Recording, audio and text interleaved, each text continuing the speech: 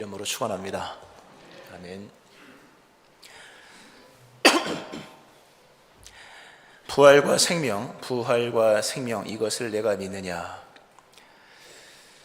예수님께서 우리에게 무엇을 믿어야 할지를 제시를 하십니다. 믿고 싶은 것도 많고 믿어야 할 것도 많으나 예수를 믿는 사람은 어떤 것을 믿느냐 할 때 부활과 생명이 있음을 믿는 것이고, 그리고 그 부활과 생명이 예수님께 있음을 믿는 것입니다. 그리고 부활과 생명이 있기 때문에 당연히 거기에 맞는 삶을 사는 것, 이것이 믿음 생활입니다. 착하게 살고 바르게 살고 이런 개념이 아니라 부활과 생명이 정말 있다면, 부활은 뭡니까? 죽음 이후의 부활인 거잖아요. 죽음 이후의 부활이 정말 있고, 그리고 한번 죽고 없어지는 생명이 아니라 다시 살아나서 영원토록 살아가는 생명이 있다는 것을 정말 믿는다면, 그 다음부터는 다른 이야기가 나올 수밖에 없는 거죠. 지금 결론적인 부분을 좀 당겨서, 만약에 우리가 부활을 믿지 못한다면 믿음 생활 역시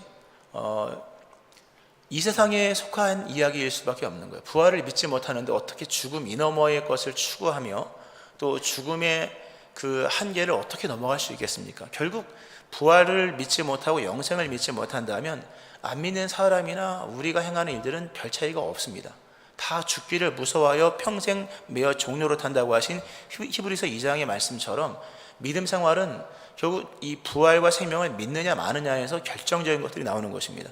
사도행전에 나와 있는 그 유무상통하고 수많은 것들은요, 다 부활 생명을 믿었기 때문에 나오는 거예요. 어떤 윤리적 가르침의 완성이 아니라 부활을 믿는 믿음 안에서 부활이 있으니까 죽음이 두렵지가 않은 거죠. 죽음이 두렵지가 않으면요, 달라지는 것들은 너무나도 많아지는 것이죠.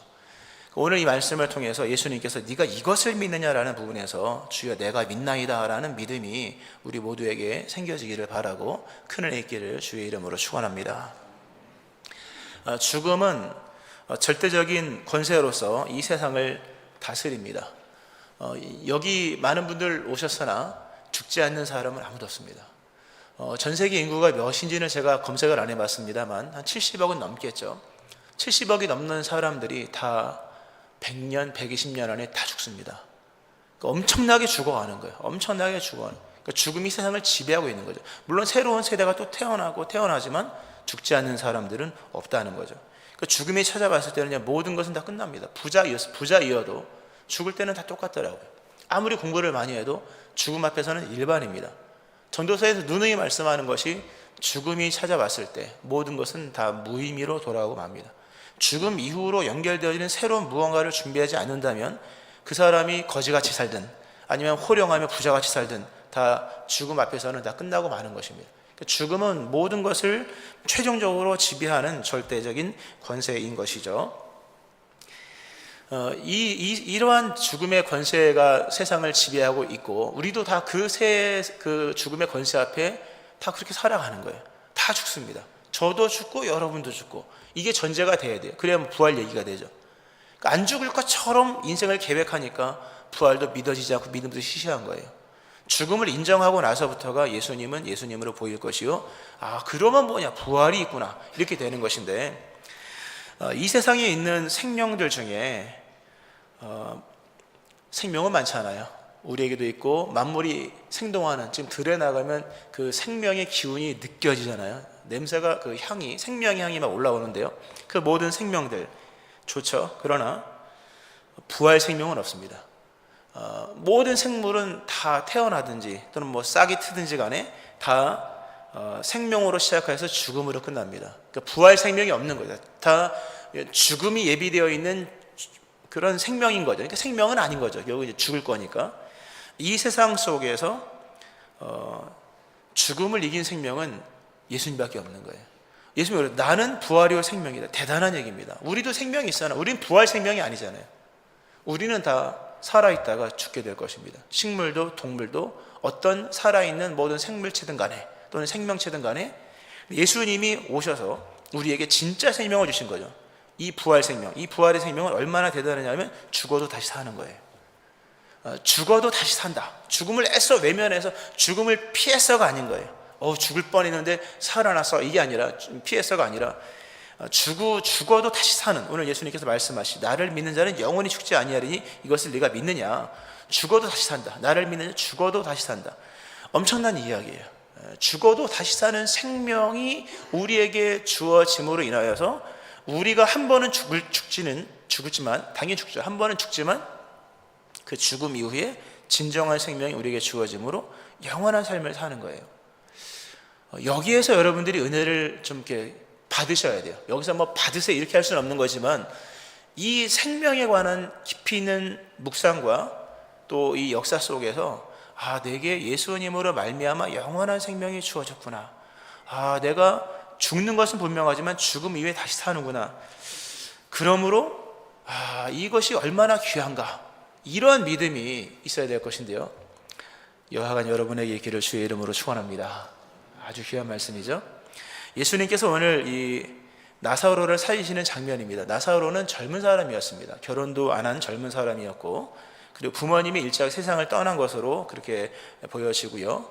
자기와 2명의 여동생이 함께 살아가는 그런 집안이었습니다. 나사로가 어떤 이유에서 집안 내력인지는 모르겠으나 나사로가 젊은 날에 병이 걸려 죽습니다. 나사로는 예수님과 좀 잘 아는 사이였고 예수님이 사랑하시는 집안이었는데 나사로가 죽게 되었다는 얘기를 예수님이 듣습니다. 마르다 마리아가 사람을 보내 예수님 빨리 오십시오. 와서 치료해 주십시오. 근데 예수님께서 더디 가시죠. 왜냐하면 하나님의 영광을 나타내기 위해서. 이미 갔을 때, 예수님이 가셨을 때 나사로는 이미 죽었습니다. 죽어서 4일이 지났습니다. 하루, 이틀, 사흘, 나흘. 그러니까 나흘이 4일이죠, 4일 우리식으로. 4일이 지나서 벌써 부패가 돼 냄새가 나는 상황 속에 놓여 있을 때 예수님께서 노상에서 이 마르다를 만납니다. 나사로의 동생, 첫 번째 동생 마르다를 만나죠. 마르다가 막 원한을, 푸념을 쏟아놓기를, 예수님이 여기 계셨더라면 내 오라버지가 죽지 않았을 것입니다. 이때 예수님 말씀하세요. 나는 부활이요 생명이다. 근데 못 알아듣죠. 나는 부활의 생명이 나를 믿는 자는 죽어도 살겠고 무릇 살아서 나를 믿는 영원히 죽지 아니하리니 이것을 내가 믿느냐. 나는 부활이요 생명이다. 죽어가는 자를 치유하는 자가 아니라 뿐만 아니라 죽은 자도 살리는 부활이요 생명인데 네가 나를 믿어야 된다. 근데 마르다가 믿는다고 말하지만 잘 못 믿죠. 그리고 이제 마리아를 데려오죠. 마리아 역시 동일한 행동을 합니다. 반응을 보이죠. 예수님께서 그런 장면들을 보시고 슬피 우는 장면들을 보시고 오늘 본문 말씀에 심령의 비통이 여기시고 불쌍히 여겼다. 그 나사로를 살리십니다. 돌문을 열어라. 돌로 매장한 돌문을 열어라. 주여 죽은 지 4일 돼서 냄새가 납니다. 벌써 내 말이 네가 믿어야 영광을 보리라 하지 아니하였느냐. 믿고 돌문을 열죠. 예수님께서 나사로에 나오라 큰 소리 치시죠. 그 나사로가 살아나는 장면인데요. 오늘 본문 속에서 여기서 이제 중요한 것은 나사로를 살렸다는 이런 그런 기적적인 내용도 중요하지만 나사로 살린 것처럼 그 죽은 자를 살린 내용도 성경에 백부장이 사랑하는 병든 종을 살린 것도 있었고 회당장 야이로의 그 딸을 살린 것도 있었고 또는 구약으로 가면 엘리사도 엘리야도 다 어린아이를 살리는 장면이 나오잖아요. 근데 오늘 본문은 그런 단순한 이적으로서 예수님이 죽은 자를 살렸다 이렇게 얘기를 하는 그런 내용이 아니라 예수님이 이 사람을 살리시면서 하나님으로 오신 예수님께서 이 장면 속에서 인간의 죽음을 어떻게 이해하고 계신가 하는 거예요. 인간의 죽음을 어떻게 이해하셨는가, 그리고 그분이 이해하시고 있는 그분의 이해와 그분의 감정이 우리에게 얼마나 빛이 되고 생명이 되고 구원의 근거가 되는가라고 하는 거예요. 오늘 본문 예수님께서 이제 죽은 자를 살리러 왔는데요. 모두가 슬펐죠. 죽음이 다 모든 감정을 지배하고 있었고 또 절망적이죠. 죽으면 끝난 거잖아요. 슬퍼한들 어떻게 하겠습니까? 슬픔은 슬픔으로 끝나는 것이고 절망적인 것인데 예수님께서 살리시기 앞서 예수님의 감정이 나옵니다. 참 중요한 거죠. 태초에 말씀에 계시니라. 요한복음 1장이 나오죠. 근데 태초에 말씀만 있었던 것이 아니라 태초에 감정이 있으니라. 요한복음은 태초에 말씀에 계셨다. 근데 이야기가 흘러가다가 하나님이 세상을 이처럼 사랑하사.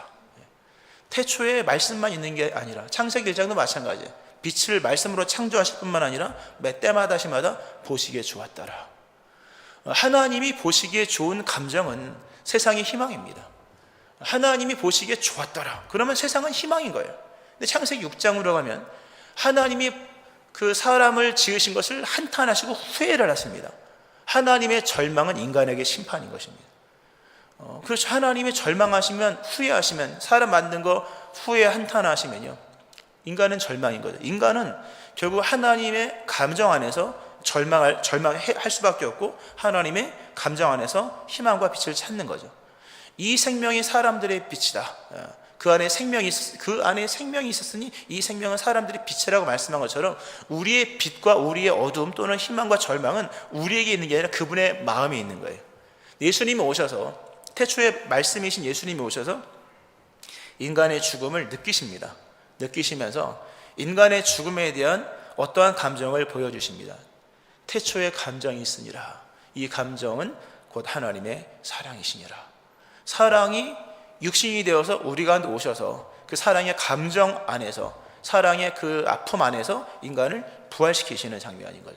물론 태초에 감정이 있으니라 이런 내용은 성경에 없지만, 성경에 보세요. 태초에 말씀만 있었는가? 보시기에 좋았더라도 있었고 하나님 인간을 사랑하셨다도 있는 거예요. 그런 부분에서 오늘 본문은 우리의 부활의 희망이 결국 우리의 상태나 우리의 여망이 있는 것이 아니라 예수님에게 있음을 말씀해 주시는데요. 설명을 드리면, 오늘 예수님께서 나사로를 이제 살리러 오셨습니다. 오셨을 때 많은 사람이 눈물을 흘리고 또 그 많은 사람이 애통해 하잖아요. 예수님 오늘 본문에 보면 예수께서 그가 우시는 것과 또 함께 와 있는 유대인들이 우는 것을 보시고 심령에 비통히 여기시고 불쌍히 여기사, 이렇게 나옵니다. 예수님께서 그 장면을 보시고 심령에 비통히 여기시고 불쌍히 여기십니다. 심령이 비통히 여기시고 불쌍히 여겼다. 근데 이게 좀 이해가 안 되는 것은요, 곧 살릴 건데, 그렇잖아요? 잠시 뒤에 살릴 걸 뭘 슬퍼하십니까? 그죠? 여기서 슬퍼하는 장면은 나사로 아이고 불쌍해, 이게 아니라 보다 근본적인 부분에서 예수님께서 슬퍼하시는 겁니다. 나사로 바로 살릴 건데 예수님 아이고 웃어야지 막 이러지 아니하시고 슬퍼하신 것은 단순히 나사로가 불쌍하거나 또는 뭐 이렇게 죽음의 한계 앞에서 믿음을 갖지 못하는 사람들을 보시고 분노하셨다, 이런 의미도 뭐 없지 않아 있는 것이지만, 기본적으로 예수님께서 죽음에 대한 예수님의 감정인 거죠. 예수님께서 오늘 보면 이제 비통히 여기셨다. 일단 한글로 설명을 하면 몹시, 비통이라는 것은 몹시 슬퍼서 마음이 아픈 걸 말하는 거예요. 우리가 어느 정도 슬프면 눈물만 나지만 진짜 슬프면 이 가슴이 저려오거든요. 가슴이 저며온다. 비통은 너무 슬퍼서 막 고통이 찾아오는 거죠. 정말 이게 육체의 고통보다 더 할 수 없는, 막 속에서 막 불이 올라오는 것 같고 막 다 견딜 수 없는 그런 경험들 다 해보셨을 것인데, 그런 마음을 예수님께서 지금 이 나사로의 죽음을 보고 느끼시는 것이죠. 예수님이 보시는 이 본문 속의 세계가 슬픔의 세계이고 저며오는 고통의 세계예요.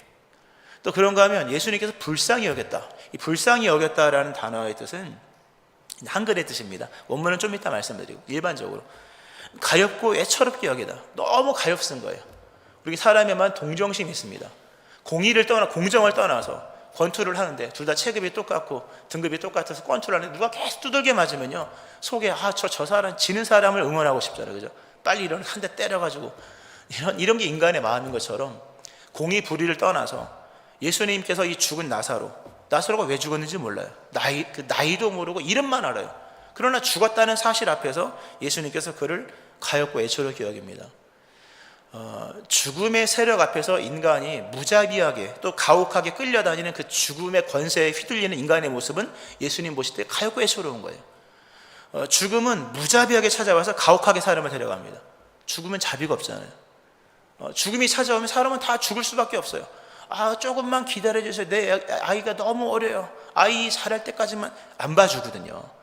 조금만 기다려주세요. 내가 여태껏 고생하다 이제 좀 먹고 살만하니까 어떻게 이럴 수가 있습니까? 그러나 죽음은 무자비한 거예요.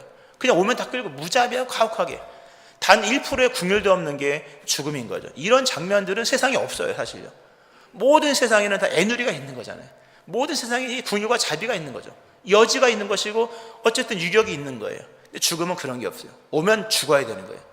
죽음은 오면 죽을 수밖에 없어요. 죽을 때는 다 두고 갈 수. 내가 아무리 사랑하는 뭐 자녀가 어리든, 내가 아니면 여생이 고생하다 뭐 이제 마침, 이런 것도 의미가 없어요. 내가 아직도 할 일이 많고 내가 반듯하게 깨끗하게 살아왔다 할지라도 무자비하게 찾아오는 죽음 앞에서는요, 무자비하게 끌려갈 수밖에 없는 거죠. 이런 장면을 예수님 보시고 너무 가엾고 애처로운 거죠. 근데 이러한 감정들, 너무나도 슬퍼서 점여오는 마음의 아픔들과 그리고 이 보시고 이 가엾고 애처롭게 여기는 이 마음은 이게 심판자의 마음이 아니라는 게 중요한 거예요. 이건 심판자의 마음이 아니라 이거는 구원자의 마음이라는 거예요. 인간이 죽음을 맞이한 것은 죄로 인한 결과예요. 너무나 다른 죄의 삭은 사망인 거죠. 이건 공정한 거예요. 인간이 죄를 지었기 때문이고 죽을 행동을 했기 때문이고 죽어 마땅한 이유가 있기 때문에 죽는 거예요. 여기서는 다른 여지가 들어갈 필요가 없는 거죠. 근데 놀랍게도 이 공의로운, 물론 여기에 마귀가 들어갔냐, 이건 마귀는 본문에 안 들어가잖아요, 그죠? 그냥 인간의 죽음에 대한 얘기일 뿐인 거죠. 뭐 마귀 될 수도 있겠으나 뭐 그런 내용 없으니까요. 인간의 죽음에 대한 성경의 해석은 한 가지예요. 인간이 죄를 지었기 때문이다. 그리고 이것은 하나님이 경고하신 바에 알아듣게끔 말씀하셨는데 인간이 자기 욕심에 이끌려서 미혹되어 범죄한 거죠. 결국 자기의 허물과 죄로 인하여서 인간에게 죽음이 찾아온 것이거든요. 이 일 앞에서 공정하게 이 일은 진행될 수밖에 없는 것인데 예수님께서 심판적 감정으로 느끼시는 게 아니라 구원의 감정, 사랑의 감정으로 느끼셨다는 게 굉장히 중요한 거예요. 심판은 뭡니까? 죽여, 이거잖아요. 여기서 더 이상 긍휼의 여지가 없는 거죠. 하나님이 노아홍수, 물론 그때도 그게 완전한 심판은 아니었기 때문에 하나님이 이제 안쓰러운 마음이 있습니다만 마지막 심판에는요, 여러분, 긍휼이 없어요. 마지막 심판에는 긍휼이 없다는 것을 명심하셔야 돼요. 은혜 받을 만한 때 구원의 날이 접어지고 나면 은혜도 없고 구원도 없는 거예요. 그때는 무지막지한 심판이 임하는 거죠. 그 전에 예수님을 잘 믿어야 되는데 예수님이 오셔서 죽음의 상황을 느끼실 때 심판적 감정으로 느끼시지 아니하고 구원적 감정으로 느끼셨다는 부분에서 인간의 세상에 빛이 들어왔다는 거죠. 대단한 얘기예요. 우리가 구원을 받을 수 있는 근거와 자격이 어디 있다고 생각하십니까? 여러분의 계획, 여러분의 착한 행실, 오늘 나의 어떤 애처로운 처지, 그런 거 의미가 없어요. 우리에게 참빛이 들어왔다는 사실 한 가지는 뭐냐면 우리의 죽음과 우리의 인생을 애처롭고 불쌍히 비통히 여기시는 어느 한 분이 오셨다는 데서 새로운 이야기가 나오는 거죠. 이거는 굉장한 우리가 만든 새로운 이야기, 우리가 간구한 게 아니잖아요. 이 본문은 원래 이렇게 죽었다가 살아나는 이런 것들은 간구함으로 이루어지는 것인데 본문은 그게 아니거든요. 이런 생명을, 죽은 자의 생명을 살리시는 일이 이 한 분의 마음으로 인하여서 생겨지겠다. 이분이 갖고 있는 이 인간의 죽음에 대한 이 슬픔과 비통함과 불쌍히 여기는 마음, 이것이 우리에게 희망인 거예요. 그리고 여러분이 희망이 있는 거죠. 하나님께서 우리를 이토록 불쌍히 여기신다. 여기서 예수님을 믿고 영접을 하면 이것이 우리의 것이 되는 거죠. 오늘 본문은 아까 잠깐 말씀드렸습니다만 나사로가 누군지 설명도 안 해요. 나사로, 우리가 이토록 유명한 나사로, 근데 이름이 나사로라는 것 빼고 나이가 몇 살인지, 왜 죽었는지, 무슨 병이 걸렸는지, 직업이 뭔지, 직장이 어딘지 하나도 중요하지 않아요. 그냥 죽음 하나에 대한 개념 속에서 예수님 인간을 그렇게 느끼신다는 거죠. 우리가 잘났기 때문에 불쌍히 여기시는 게 아닌 거예요. 인간이 죽음에 놓여 있다는 그 하나는 예수님에게는 너무나도 괴로운 거죠. 특별히 원문으로 이제 설명을 하면 예수님께서 그가 우는 것과 또 함께 온 유대인들이 우는 것을 보시고 심령에 비통히 여기시고 불쌍히 여겼다, 이렇게 나왔는데요. 심령에 비통히 여기시고 불쌍히 여기셨다. 이게 원문으로 얘기하면요, 그가 영으로 크게 분노하셨다는 거예요. 그가 영으로 크게 분노하셨다. 그리고 그가 스스로 동요를 일으키셨다. 그 영으로 크게 분노하셨다. 그리고 이 불쌍히 여기다 원문상 동요 흔들렸다는 거거든요. 그가 영으로 크게 분노하셨다. 그리고 그가 스스로 동요를 일으키셨다. 영으로 분노하셨다는 것은 이게 하나님을, 이제 우리가 요한복음 4장에서 하나님은 영이시니, 예수님이 지금 엄청나게 슬퍼하는데 인간들은 그냥 진짜 인간으로 슬퍼하는 거지만 본문은 영이신 하나님과 함께 계셨던 영이신 예수님, 그러나 육체가 한 대로 오신 예수님, 그러나 하나님은 영이신 것은 예수님도 영이신 거잖아요. 그 영이신 하나님이 지금 보시고 크게 분노한 거죠. 이건 하나님의 분노 같은 거죠. 이 죽음을 내가 오늘 없애리라, 이런 하나님의 분노요. 또 불쌍히 여겼다, 이게 동요됐다는 의미인데 조금 약간 억지 개념이긴 하지만 창세기 1장에서 하나님이 천지를 창조하실 때 하나님의 영은 수면 위에 운행하시니라, 원래 알을 품었다, 그런 뉘앙스이긴 합니다만 하나님이 무언가를 하실 때 좀 이렇게 움직이셔, 동요를 하셔, 이런 개념, 그런 느낌이 듭니다. 충분히 그렇게 할 수 있고요. 이게 그거다라고 말하면 좀 그러나 예수님이 지금 뭔가 동요를 했다는 거예요. 흔들렸다는 거예요. 뭡니까? 무언가를 행하시기로 결단하신 거예요. 원래는 아닌 것인데 흔들렸다. 우리가 동요하지 마세요. 이거 뭡니까? 흔들리지 말아야 되는데 흔들리는 걸 말하고 예수님이 흔들리고 있다. 영이신 예수님이 크게 영으로 분노하셨고 지금 예수님이 동요되고 있습니다. 그리고 뭡니까? 돌문을 열어라. 나사로를 살릴 것이다. 이렇게 되어지는 것입니다. 참 귀한 말씀입니다. 전능자가 오셔서 심판이 아니라 심판적 감정이 아니라 그 사랑의 감정으로서 오셨고, 특별히 오늘 이 부분을 좀 더 이렇게 좀 깊이 설명을 하면, 오늘 예수님께서 이게 비통히 여기시고 이 마음에 요동이 있었다고 하는 것은 이게 억지로 되는 감정이 아니거든요. 우리가 이제 오늘 뭐 죽음 이야기니까 장례식장에 많이 가잖아요. 진짜 많이 가거든요. 뭐 그쵸, 목사니까 뭐 결혼식도 많이 가고. 근데 가보면요, 어느 한 분이 돌아가셨을 때 그분이 누구와 진짜 친했는지는 그 장면 속에 나옵니다.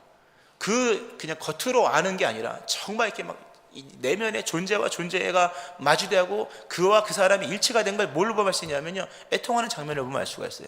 대부분 다 그냥 이렇게 대충 울어요. 대충 울고 그냥 또 우니까 또 울기도 하고, 뭐 울어야 될 의무도 있으니까 하여튼 울잖아요. 우는데 진짜 우는 사람은요, 이게 달라요. 보면 알잖아요, 여러분. 그렇죠?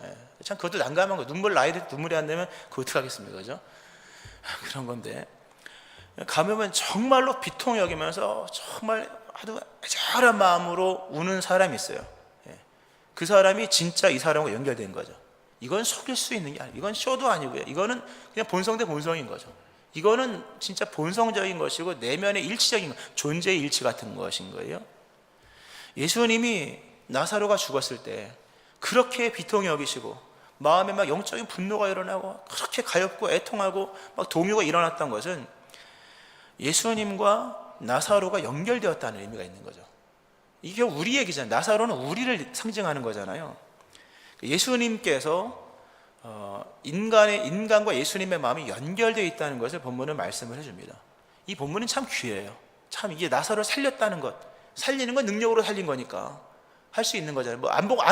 그 백부장의 종은 만나지도 않고 살렸잖아요. 그죠? 살리는 건 살릴 수 있는 거예요. 예수님이 오시면 백부장, 우리가 금요 때 한번 지난주가 했잖아요. 백부장과 백부장의 종은 예수님이 살리잖아요. 근데 말씀으로만 살려서 얼굴도 안 봤잖아요. 백부장과 뭐 하여튼 그건 아시니까 굳이 안 만나도 살릴 수가 있는 거예요. 근데 본문은 그걸 얘기하는 게 아니라 인간은 결코 예수님에게 버려진 존재가 아니었다 하는 걸 말씀해요. 인간은 결코 예수님에게 버려진 존재가 아니었다. 아니, 하나님에게 인간이 추방이 됐으나 하나님에게 인간은 결코 버려진 존재가 아니었다는 거죠. 물론 인간은 하나님을 버렸고 연약하고 죄인들 원수되어서 하나님께 원수된 자로 살아서 인간 안에 하나님이 없지만, 우리 안에 하나님이 없었지만 예수님의 마음에는 인간은 늘 존재하고 있었다. 비록 죄인일지라도 예수님에게는 버려진 존재가 아니다. 누가? 우리가. 예수님의 마음 중심에는 언제나 우리가 있었던 거죠. 예수님은 우리를 자신의 마음에 두셨다. 그리고 우리의 죽음은 예수님의 마음에 직접적인 고통이며 괴로움이다. 그래서 예수님 마음 안에 우리는 언제나 살아있는 존재였었다 하는 거죠. 아주 중요해요. 예수님 마음 안에 우리는 언제나 살아있는 존재였었다. 그래서 우리가 살 수가 있는 거예요. 만약 예수님 마음 안에도 우리가 죽었다면 근거가 어디 있겠습니까? 없는 거예요. 우리가 살 수 있는 유일한 희망은 뭐냐면 예수님 마음 안에 우리가 아직도 살아있는 존재로 남아있었다.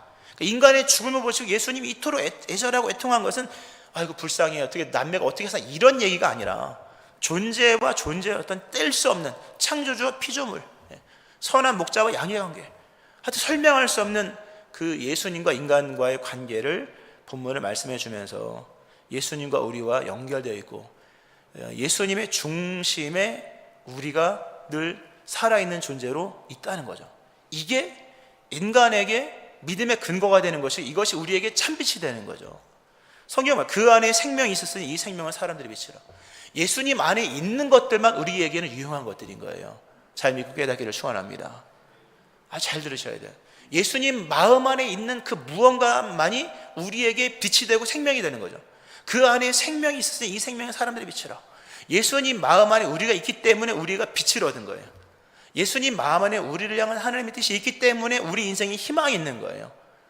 그 모습을 본문은 우리에게 제시를 해주는 거죠. 예수님 마음 중심에 여러분이 있다는 것을 믿고 깨닫기를 축원합니다. 그걸 보시고 예수님이 애초롭게 안타깝게 여기시는 거죠. 예수님께서 결국 이 나사로를 살리시죠. 안 살릴 수가 없는 거죠. 자신 안에 이런 애통과 이런 괴로움이 있는 것이기에 이것을 믿어야 됩니다, 여러분. 이것을 믿고 그 예수님을 신뢰하는 거죠. 이제 예수님께 나사로 살리시는 장면을 보면서 좀 은혜를 한번 더 봤는데요. 나사로를 살리시는데 말씀으로 살리십니다. 돌을 옮겨 놓았을 때 예수께서 눈을 들어 하늘을 우러러보시고 이르시되 아버지여 내 말을 들으시는 것을 감사하나이다. 항상 내 말을 들으시는 줄을 내가 알았나이다 하면서 이제 나사로를 살리시는데요. 말씀으로만 살리십니다. 이 무슨 말씀을 전하려 하면요. 나사로를 살리는데 필요한 조건은 예수님의 말씀뿐이었다. 다시 한번 설명드리면 나사로의 상태는 그렇게 중요하지 않았다. 나사로 설교 1년에 한 번 하는데요. 나사로가 죽은 지 4일 되었기 때문에 살아날 가능성이 있었다. 이런 얘기가 아닌 거죠. 늘 질문을 던지죠. 죽은 지 4일 된 나사로를 살리신 예수님이란, 말씀으로 살리신 예수님이라면 죽은 지 40일 된 나사로도 살릴 수 있을까 없을까요? 살릴 수 있는 거예요. 죽은 지 4일 된 나사로를 살릴 수 있는 분이라면 죽은 지 40년 된 나사로도 살릴 수 있을까 없을까요? 당연히 있는 거죠. 죽은 지 400년이 지난 나사로도 살릴 수가 있는 거예요. 이건 이제 시간적 개념으로 얘기한 것이고, 나사로가 무슨 병에 걸렸는지 알 수 없지만 어떤 병에 걸렸든지 간에 예수님은 다 살릴 수가 있는 거죠. 어떤 이유로 죽었는지도 중요한 게 아니에요. 유점은 뭐냐면 살리시려는 분의 의지와 그분 스스로 만들어 가시는 조건만 충족이 되면 어떤 기간만큼 죽어 있었든지 어떤 이유로 죽었든지 어떤 상황에 놓여 있었는지 그건 아무런 중요하지 않은 거죠. 이 나사로가 살아날 수 있는 조건은 예수님 자신에게만 있는 거예요. 그분이 자신의 조건을 충족시켜서 죽은 지 4일 된 나사로를 살리신 것이라면, 그분이 자신 스스로 자신의 조건을 충족시켜 나가신다면 죽은 지 400년 된 나사로를 살리는 것도 문제가 되지 않을 뿐만 아니라 시간만의 문제가 아니라 상황 또는 원인의 문제도 문제가 되지 않는 거죠. 살리시는 분 예수 그리스도, 그분 스스로 그분의 조건을 충족시키고 예수님이 그 마음 또 그렇게 말씀하시는 이런 장면만, 예수님께서 우리를 살리시는데 필요한 조건을 스스로 채워나가시기만 한다면 우리는 어떤 상황에 놓였든지 다 살아날 수 있는 자가 되었다는 거예요. 할렐루야.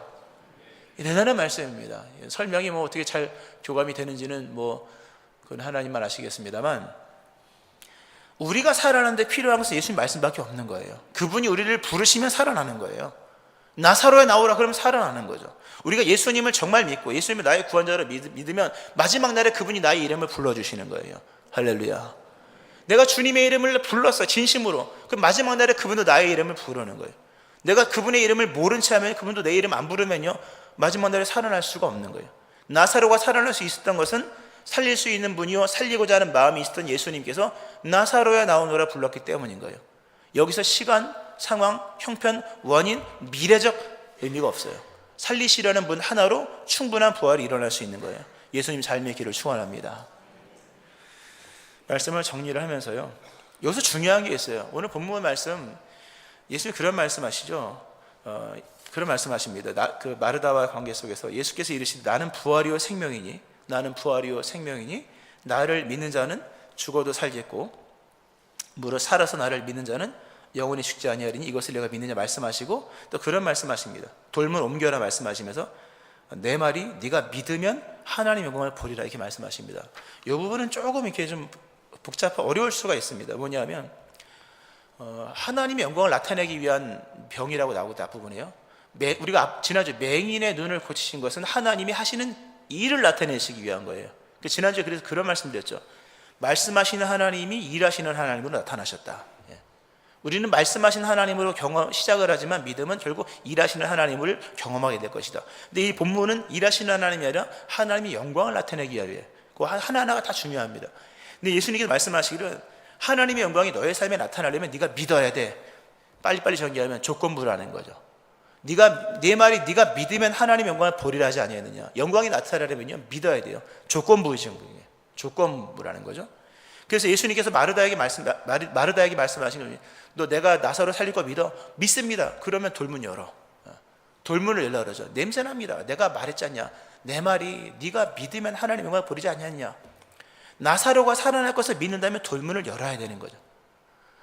돌문을 여는 행위는 부활이 있음을 전제하는 것입니다. 설명을 하면 믿음은 뭐냐면 부활이 전제된 삶을 살아가는 거예요. 돌문을 여는 거예요. 돌문을 여는 것. 이 시간이 없으니까 짧게 설명하는 것입니다. 설명하는데요. 네 말이 네가 믿어야 영광을 본다. 조건부적인 거잖아요. 우리는 조건에 맞는 삶을 사셔야 돼요. 어떤 조건이? 부활이 있다는 것을 믿는 믿음 안에서 부활을 전제한 삶을 살아야 돼요. 부활을 전제하는 삶이 뭡니까? 부활이 있다고 믿으니까 돌문을 여는 거예요. 만약에 부활이 없다고 여기는 사람은 돌문을 열까 안 열까요? 안 여는 거예요. 돌문을 안 열면 이 상황 속에서 믿음이 아닌 거죠. 그럼 예수님도 나사로를 어쩌면 안 살릴 수 있는 거죠. 물론 끊임없는 제4의 설득이 있었겠죠. 한 번에 안 됐으니까. 믿음은 뭐냐면 어떤 거를 전제로 놓고 살아가는 게 믿음인 거죠. 돈이 최고야. 그러면 돈이 최고인 전제를 놓고 돈 열심히 버세요. 그게 믿음인 거죠. 부활이 있다고 믿는 사람은 부활이 있음을 믿고, 부활이 있음을 믿으니까 뭡니까? 죽음을 두려워하지 않는 거예요. 천국이 있음을 믿으니까 이 땅이 그렇게 중요하지 않은 거죠. 부활이 있음을 믿는다면 부활을 전제 조건으로 삼아서 거기에 맞는 행동을 하게 될 거예요. 그러한 삶에서 뭐가 나타나는? 영광이 나타나는 거예요. 부활 신앙 갖기를 축원합니다. 말씀했습니다. 이 나사로 설교 말씀을 준비할 때마다 늘 이렇게 생각나는 옛 일이 있는데요. 늘 생각이 납니다. 참 희한하더라고요. 제 나사로 설교 항상 할 때마다 생각이 나서 하나님께 여쭤봐요. 할까 말까요? 어떤 때는 설교하기도 하고 어떤 때 얘기 안 하기도 하는데요. 제가 부교육자로 있을 때, 서울에서 부교육자로 있을 때, 지금으로부터 한 27년 정도 됐습니다. 2000년이었으니까 2000년 그때쯤이었으니까요. 부교육자로 있을 때 우리 교구에 오신 성도님 한 분이 여자분이셨는데, 제가 한번 예전에 얘기는 했습니다. 예전에 얘기했었는데요. 오늘 좀 다른 각도인데요. 30대 초반의 여자분이셨는데 결혼하셨고 애가 둘이었습니다. 남자애가 6살 정도 됐고 학교 안 갔고, 둘째는 어려서 어린이집도 안 가서, 그때 어린이집이 없었던 것 같은데 하여튼 6살, 4살 또는 5살, 3살 이 정도의 아이를 뒀습니다. 아들과 딸을 두는데 이분이 암에 걸리셔가지고 그리고 그리고 나서 이제 교회로 오셨는데요. 믿음 생활을 참 예쁘게 잘하셨어요. 진심으로 순수하게 깨끗하게 간절하게 그렇게 믿음 생활을 하시다가 오래 살지 못하셨습니다. 한 6개월, 7개월, 1년을 안 간 것 같아요. 저희 교구로 와서 제가 서울 연세대 병원인가도 신방 가고, 새로 이사간 집도 신방 가고, 신방 많이 갔습니다. 굉장히 가까웠는데요. 어쨌든 세례 받으시고 결국 돌아가셨어요.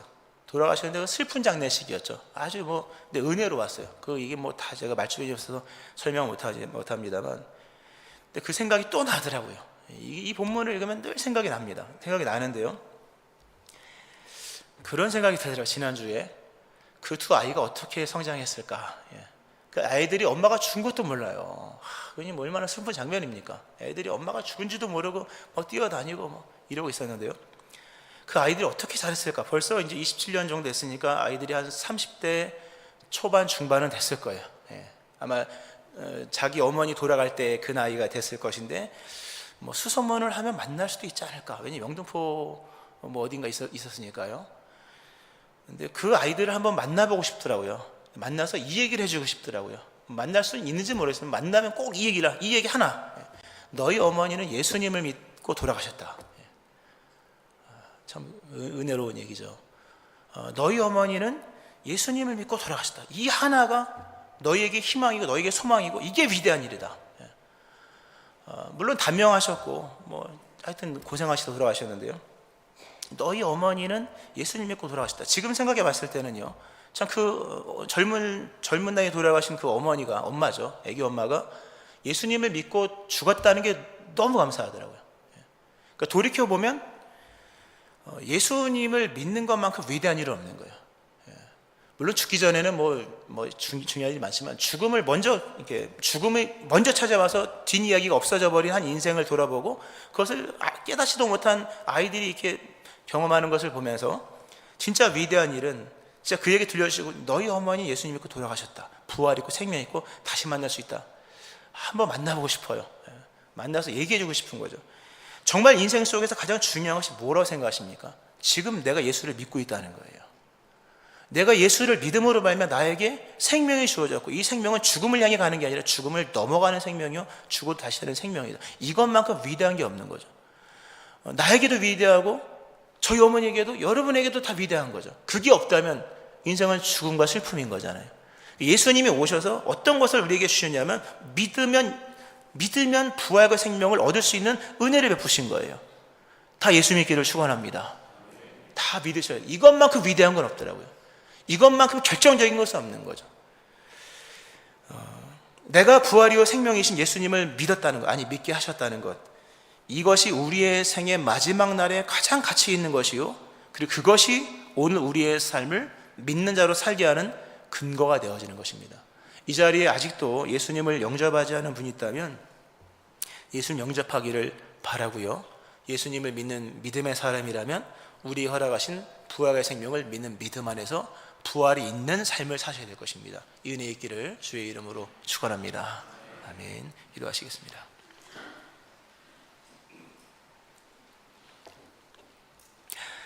우리 이 시간에 같이 한번 예수님을 믿지 않는 분이 있다면 제가 영접 기도를 할 테니까요, 한번 따라 하시기 바라는데요, 모두가 다 따라 하시면 좋겠습니다.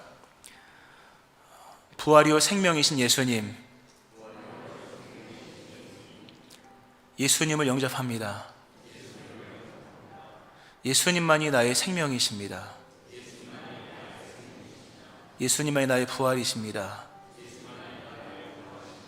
이제 마음을 열고 예수님을 나의 구주로 영접하오니 나에게 부활의 생명을 허락하여 주옵소서. 예수님을 영접하오니 부활 생명을 허락하여 주옵소서. 예수님을 영접합니다. 오늘 나를 구원하여 주옵소서. 영원한 생명을 주옵소서. 예수님 이름으로 기도합니다. 아멘. 제가 한 번 더 기도하겠습니다. 하나님 아버지, 예수님을 믿는 것만큼 위대한 일은 없으며 인생의 날수를 다하고 또 오늘의 삶을 살아감에 있어서 예수님을 믿음으로 말미암아 예수님의 부활이요 생명이 우리의 것 되게 하는 것만큼 위대하고 소중한 것이 없음을 깨닫게 하신 하나님 아버지, 부활 생명 얻은 예수님의 사람으로 살게 하시고 부활이 있음을 전제하여 그것에 맞는 믿음의 삶을 살아가는 자들 되게 하여 주옵소서. 예수님 이름으로 기도합니다. 아멘.